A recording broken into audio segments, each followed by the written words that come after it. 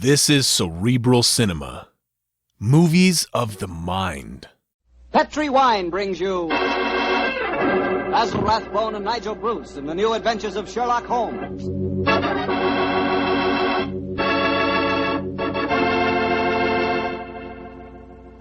The Petri family, the family that took time to bring you good wine, invites you to listen to Dr. Watson tell us another exciting adventure he shared with his old friend, that master detective, Sherlock Holmes.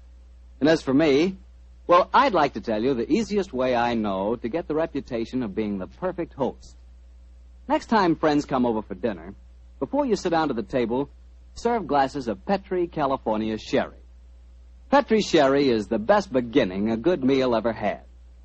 I say Petri Sherry because Petri Sherry is extraordinary sherry. You can tell by looking at it. Hold it to the light. Notice how clear it is. Notice its beautiful, deep amber color. And you can tell Petri Sherry is unusual from just a whiff of its fragrance. And, of course, in the last analysis, you can tell just how fine a wine Petri Sherry is by tasting it. That's the best test of all. And that's where you'll get the most pleasant surprise, because Petri Sherry really tastes wonderful. A flavor right from the heart of the grape. So serve Petri Sherry to your family and your friends, and serve it proudly, because the name Petri is the proudest name in the history of American wines.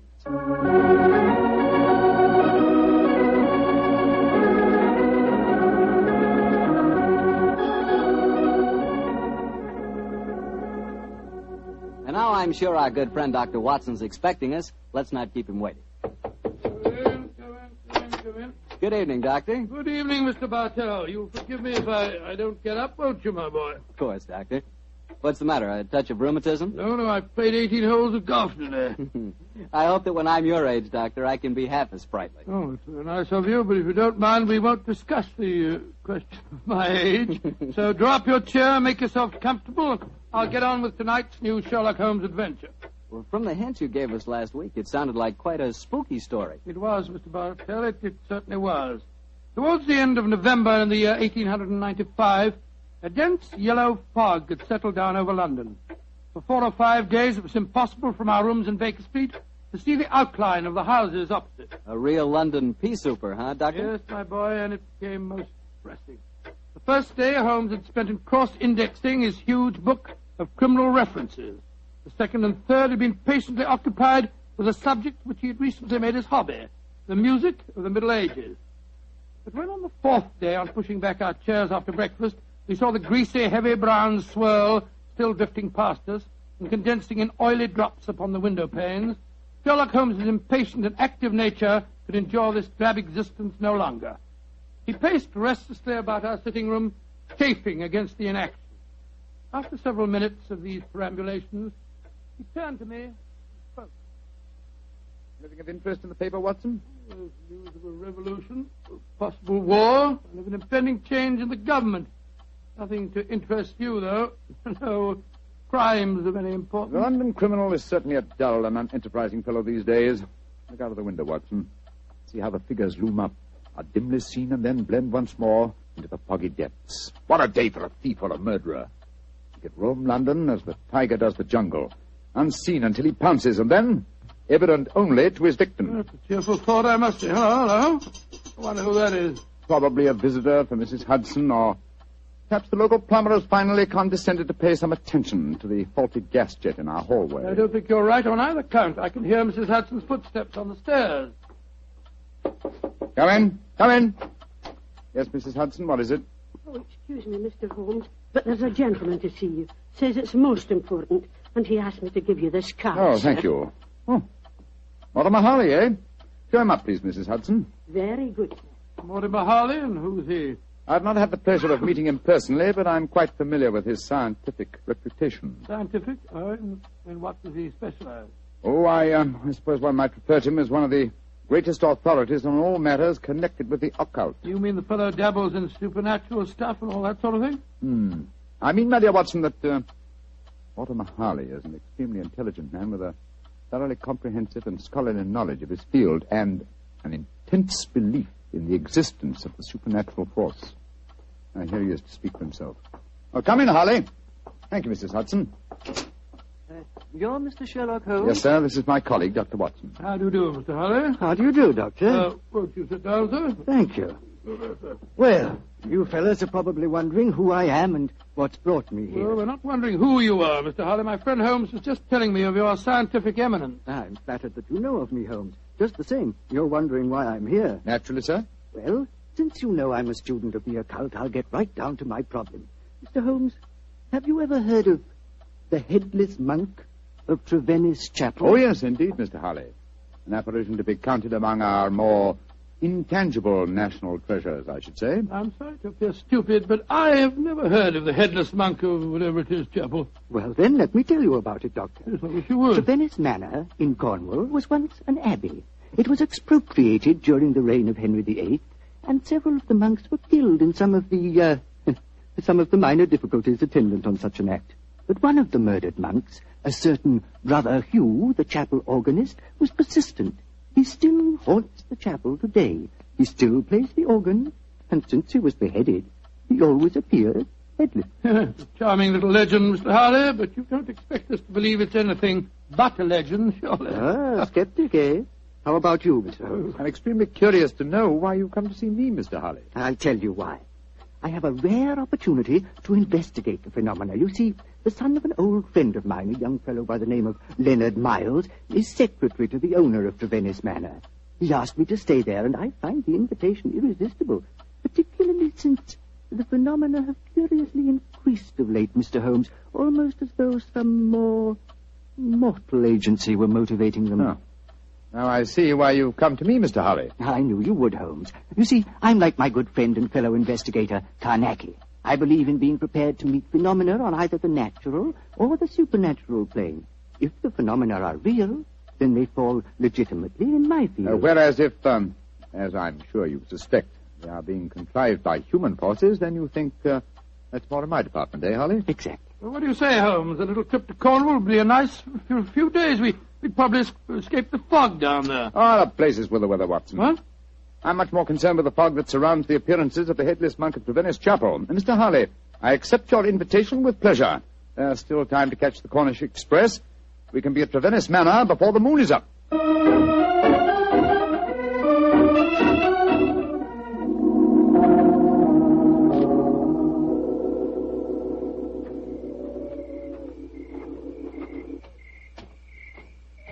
Hello? Who's this funny-looking fellow coming down the steps towards us? If I didn't hear the sound of his footsteps, I'd believe it was a psychic manifestation. He certainly looks as if he came from beyond the grave. Who be ye, gentlemen, and where be ye going? Well, supposing you tell us who you are first, my good man. Who be I? I be David Pendragon, sir. That's who I be. Stable hand here at the manor. And I ask you gentlemen again where you be going. We're staying at the manor, and we're just going to take a look at the chapel. Oh, don't ye do that, sir. People that go in there don't often come out the way they go in, sir. Don't ye do it, gentlemen. What are you talking about, my good fellow? I be talking about the ghoulies and the ghosties and the organ music that comes out of the nowheres. You've heard it? Of course I heard it, sir. Just like I seen the poor monk walking around without his head on. Take us into the chapel, will you? And show us where you saw the figure. Aye, that I will not, sir. Not for all the gold in Port Call will I go back and chance seeing the poor lost soul wandering about without his head on. You gentlemen know what's good for ye. You'll not go in there either. Mark my words. Don't ye go in that chapel. Extraordinary chap. Seems really frightened of the place. Yes, but it's more than blind superstition that accounts for his reluctance. Let's go in, shall we? Well, I suppose it's all right.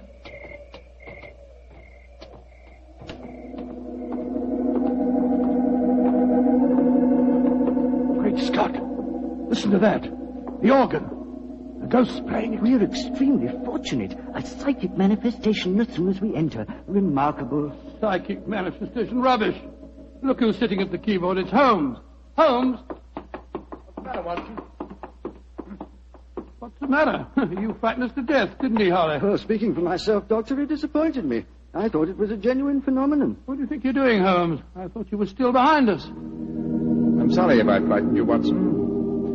I was curious about this organ. I slipped in by the side door ahead of you and tested the instrument. It's in astonishingly good condition for a disused chapel, don't you think, Harley? Yes, I do, Holmes. One might reasonably presume that someone tends it with great care. In fact, I would go further and say... What are you doing in here? We are guests at the manor house, and we decided to pay a visit to the chapel before we paid our respects to our host. Oh. My father is your host. I'm Dorothy Brownlee. How do you do, Dorothy? My name is Holmes, and these gentlemen are Dr. Watson and Mr. Harley. How do you do, Dr. Watson? Mr. Harley. I heard the organ music, and I was terribly frightened. You've heard of the legend, I suppose. You mean about the headless monk and the ghostly organ and music, Miss Brownlee? Yes, Doctor. And it's more than a legend, I assure you. That's why I rushed over here as soon as I heard it. It must have frightened all the servants within hearing distance. Why were you playing the organ? I was curious to see whether it was in good repair. Obviously it is, Mr. Holmes. Well, my father and his secretary, Mr. Miles, are expecting you, I know. Let's walk over to the house, shall we? I'm sure you've seen enough of the chapel for tonight.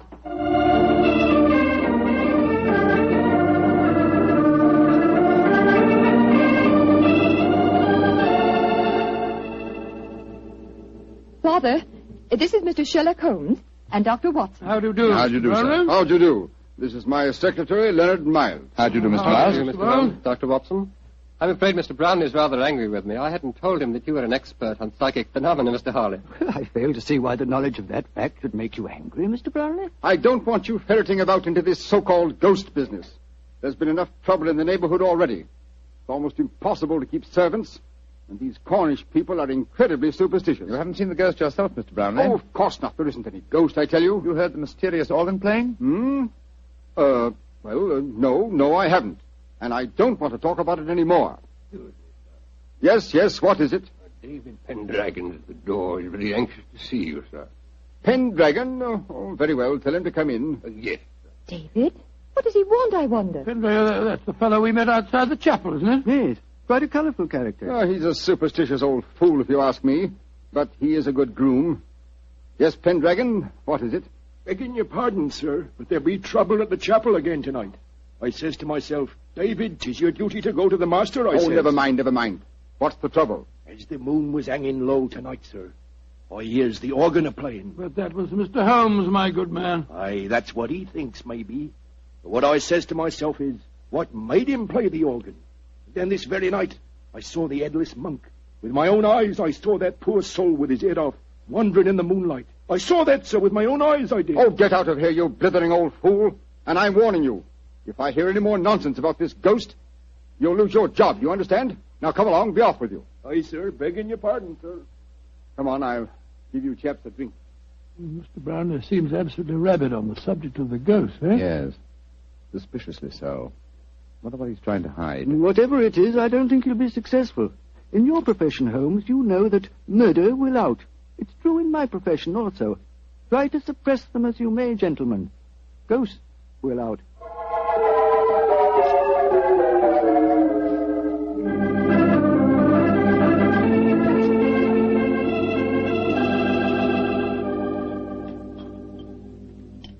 Well, Holmes, this place may be haunted, but I swear that I never spent a better night anywhere. Good morning, Mr. Harley. Good morning. Good morning, sir. Good morning. I'm glad to see I'm not the only late riser. Oh, were you up late, too, sir? Yes, I was, Doctor. I decided to ignore the veiled threats of Mr. Brownlee, and so I did a little investigating in the chapel. Do you mind passing the teapot? And what were the results of your investigations, Mr. Harley? Well, there was no psychic manifestation, you understand, but I'm sure of one thing. That chapel is evil. Evil to the hearts of its stones. And I'll swear that evil does not stem from the hapless monk who was murdered there. You confirm certain suspicions aroused by my own investigations last night. There is evil here, Mr. Harley, and I think I know its nature. Unless I mistake every sign and reaction, someone has been initiating the local peasantry into the evils of the Black Mass. Mass? Good Lord, what a shocking thought. My own sensations last night confirm your theory, Holmes. There is a coven here, I swear it, hiding its own obscene practices under cover of the haunting. Well, that sounds quite feasible. After all, the people are so superstitious that they'd keep as far away as possible from the chapel when they heard the organ playing. This problem falls into both our fields, Harley. The practice of black magic is a criminal offense. Perhaps it's just as well the old laws against witchcraft are still in force. I imagine, Mr. Harley, that you Have your own methods of combating such forces as we're up against? Oh, yes, Holmes, though mine are not connected with the legal aspect of the case. May I ask what you plan to do, sir? Well, I have several rather elaborate preparations to make, Doctor. It'll take me most of the day, I'm afraid. However, I shall explain them to you all after dinner tonight.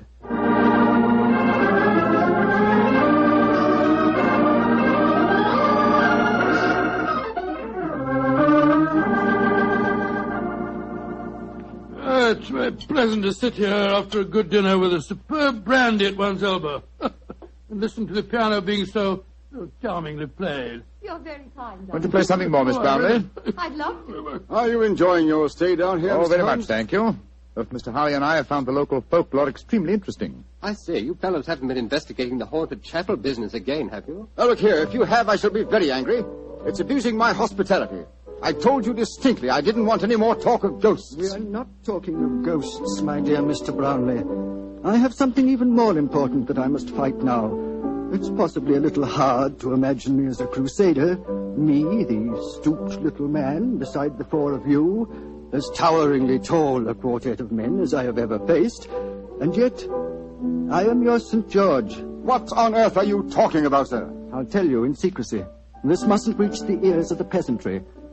I refer to myself as St. George because I go to wipe out an evil that lives in your midst. A living, modern dragon. Please, Mr. Harley. That sounds dreadfully frightening. And to rid you all of this fiend, I must cleanse the chapel, purify it, exorcise it, remove its residue of psychic evil.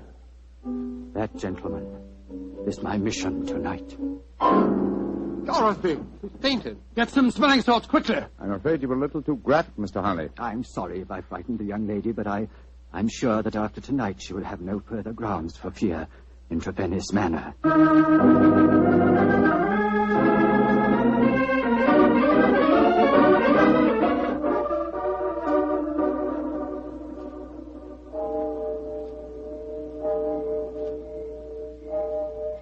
Holmes, Yes, old chap? did you hear anything? Nothing but the owls and the clock striking midnight. I'm getting off the jumper. What do you suppose Harley's up to? I can imagine his procedure. Midnight, the crucial hour, I suppose, in his endeavors. I wish him luck. My own plans are not nearly as clear, unfortunately. I sense a guiding force here that I lack the clues. There is something, Holmes. Listen! Great heavens! It's the organ in the chapel. And Harley's in there alone. Not alone. Listen to the organ. Pealing forth its madness. Come on, Watson. Something has gone horribly wrong.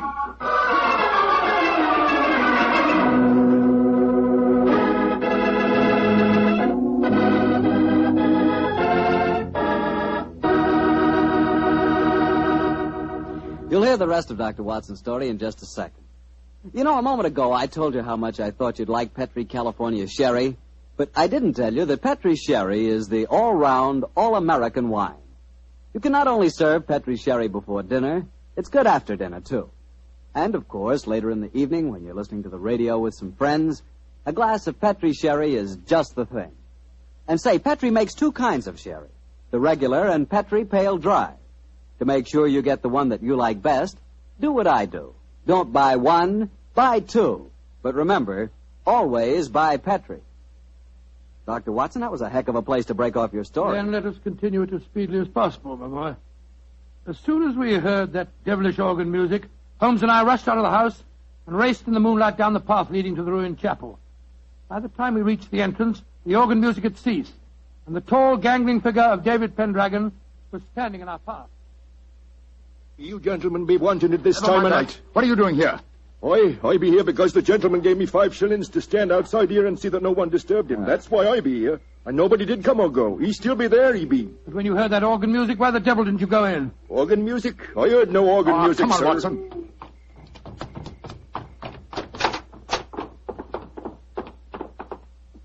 Great heavens. Look at him. We're too late. Poor devil. A knife through his heart. It's obvious who did it, that fellow Pendragon. I'll go and grab him before he gets away. Watson, he's not our man. This murder was planned with devilish cunning. The curious thing, there's no sign of a struggle at all. Looks he just stood here and allowed himself to be stabbed. Are these chalk marks with which the body is surrounded? They're known as a pentagram, I believe. He thought it would protect him completely from the supernatural forces. Poor chap. For once his researches went too far. Yes, because they touched not on the supernatural, but upon natural evil. And remember, Watson, that only 3 people besides ourselves and David Pendragon knew of this vigil. Yes, Brownlee, his daughter, and young Miles, the secretary. Exactly. Go back to the house, will you? And bring them here. Perhaps we can lay a ghost by trapping a murderer.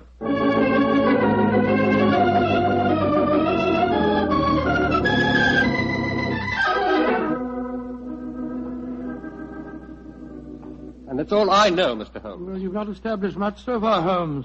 The 3 of them all swear they were asleep and that they didn't hear the organ. Yes, then you can't prove otherwise, I think I Holmes. can prove that one of you was not only awake, but also murdered Mortimer Harley. But why should any of us want the poor man dead, In your Mr. Holmes? case, young lady, I confess that I find it hard to conceive a motive. Implying that Mr. Brownlee and I might have one? Well, Mr. Miles, you must admit that you're responsible for Mr. Harley coming here. And you, Mr. Brownlee, must admit that you did everything in your power to prevent the dead man from carrying out his investigations. Why? What were you trying to hide? Nothing. It's just that I wanted to sell the manor house. All this talk about ghosts was giving the place a bad name. And if it had gone on, I'd never have disposed of the property. Well, speculation can get us nowhere. Let's get down to facts.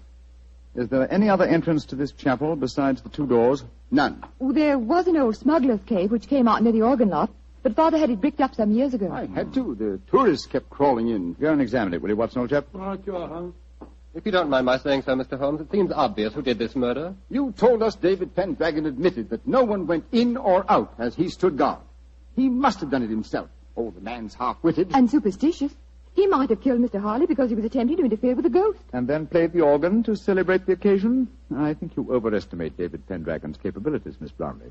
Mr. Miles. Yes, Mr. Holmes. Pendragon is waiting outside. Would you be kind enough to ask him to come here for a moment, please? Certainly.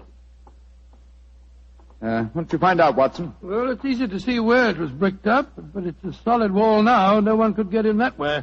But if no one came in or out, who else could have killed Harley except Pendragon? The ghost, or rather the person disguised as a ghost. The dead man expected a psychic manifestation. When he saw the supposed ghost coming towards him, he offered no resistance. He believed that the magical pentagram would protect him. Ah, there you are, David. Aye, here I be, sir. But I don't know nothing more than what I told thee. No, don't be frightened, Pendragon. All we want is the truth. That's what I told thee, sir. And tell us a little more, will you? When you said no one had entered the chapel tonight, you meant that no mortal man had entered, didn't you? That I did, sir. But how could I say I'd seen the ghost when Mr. Brownlee here had told me I'd lose my job if I spoke of the ghost again? Oh, now we're getting somewhere. So you did see the ghost? That I did, sir. The poor soul walking through the moonlight with no head on his body. You saw it quite clearly? Just as clearly as I sees you now, sir. How tall was he? He was... Would you mind standing against the wall, sir? Yes, of course. He was as tall as... Well, his shoulders come to just where your shoulders come now, sir. You're a tall man, then, so we narrow it down to either you, Mr. Brownlee, or you, Mr. Miles. But this is utterly ridiculous. Of course it is. On the contrary, gentlemen, the case is solved. Which one of them was it, Holmes? Neither. Remember that the ghost is headless. That means that the impostor must have built up fake shoulders covering the head. On either of these men, it would have brought their shoulders to the level of my head. Great Scott, it was... Bravo, Mr. Holmes. I didn't think you'd catch me. Dorothy! No, I don't Miss believe it. Brownlee, I must warn you that... Keep back. Don't any of you come near me. As you see, I have a revolver. Dorothy, for heaven's sake! Don't speak to me of heaven. You thought I was a sweet little girl, didn't you, Father? You didn't know your dear, demure daughter could murder a man, did you? Why did you kill Mortimer Harley? Because he was a meddler. For months I've been practicing black magic here. For months I've been building up the legend of the headless monk and the organ music. It made me so wonderfully alone, so gloriously free to practice the rites. And then he came here. I let him live that first night because I thought he was a fool. But on the second, when he said he was going to exorcise this chap, to purify it, as he said, he signed his death warrant. If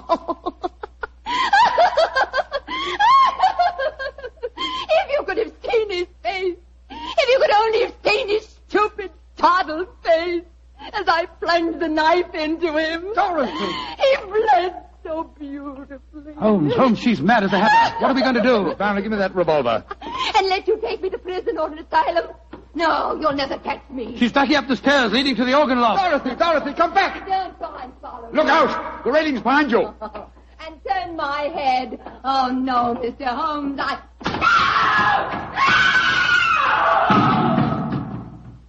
Dorothy! Dorothy! My poor little girl. Mr. Brownlee, the powers of evil are frightening. Your daughter had killed one man and might have killed more. She was insane. Hopelessly insane.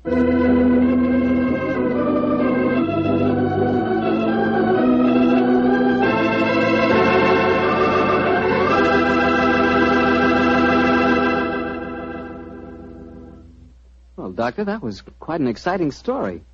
You know, I wish I could play the organ and write music for it. There's nothing like music to really express a thought. Yes, I can just imagine the kind of music you'd write. Probably catchy little ditties such as, "The Petri family took the time to bring you such good wine. So when you eat and when you drink, remember Petri wine." Oh, no, Doctor. Is that the way I affect you? Although on the level, you could probably write beautiful music to describe the way the grapes look on the vine in the sunlight. But what music could tell you about the Petri family and how long they've been making fine wine? You know, the Petri family has been making wine for generations, handing on down from father to son, the knowledge necessary to transform luscious, sun-ripened California grapes into delicious, fragrant wine. And when you see that name Petri on a bottle of wine, remember, you're not looking at a mere trademark. That name Petri is the personal assurance of the Petri family that every drop of wine in that bottle meets their unusually high standards. Petri wine is always good wine. It's got to be, because Petri took time to bring you good wine. Well, Dr. Watson, what new Sherlock Holmes adventure do you have lined up for us next week? Well, now let me think. Next week, Mr. Bartell, I'm going to tell you a story that started quietly enough as Holmes and I sat at a London dinner party, and yet, before the evening was over, we found ourselves involved in one of the most shocking scandals that ever rocked London society.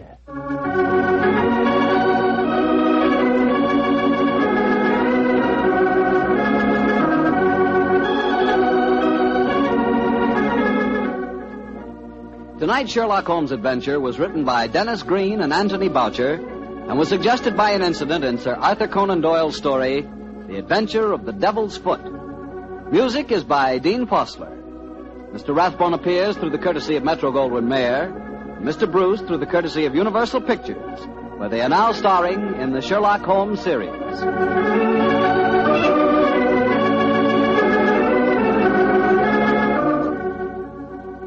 The Petri Wine Company of San Francisco, California, invites you to tune in again next week, same time, same station.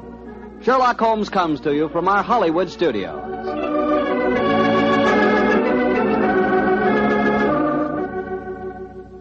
This is Harry Bartell saying goodnight for the Petri family. This is the Mutual Broadcasting System. Cerebral Cinema hopes you have enjoyed this movie of the mind.